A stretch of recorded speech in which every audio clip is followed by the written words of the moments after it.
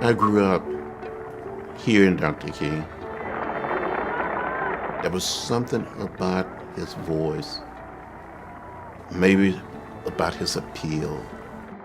Dr. King had collected a lot of social themes and couplets and words and language, and he brought all the best of those years of speaking together in one gloriously magnificent moment. I have a dream. When he spoke that day on the steps of the Lincoln Memorial, he was preaching from his heart, from his soul, from his guts.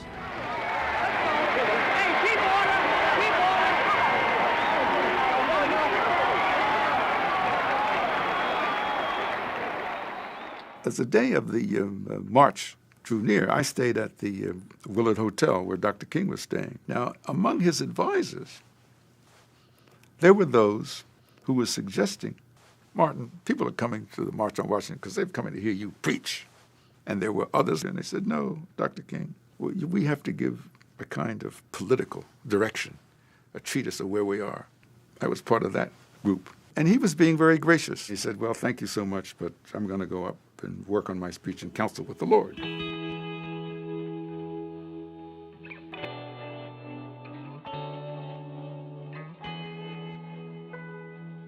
It's the day of the speech. I'm standing on the platform, about 50 feet behind him. I had no credentials, but I kind of crawled up the steps and backed my way in. Everybody was curious as to what this young man's going to say. As you would expect, we'd have a large crowd like that. People had their own mini conversations going on, you know. But when Dr. King got up, it got quiet.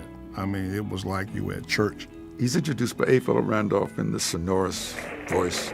I have the pleasure to present to you Dr. Martin Luther King, Jr. I couldn't get to him to wink my eye or to say to him, Mike, come on, you can do it, you can do it. And after a couple of perfunctory introductory sentences, I'm listening to his speech. 50 years ago, I concentrated on his words and what he was saying. And as I'm listening, I see that he is reading.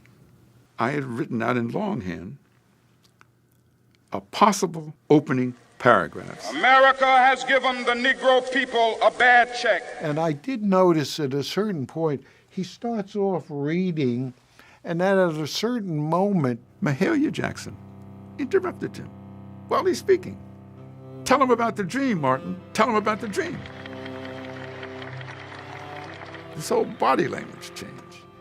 And he changed to what I call the Baptist preacher stance. And I say to the person standing next to me, whoever that was, I said, these people don't know it, but they're about ready to go to church.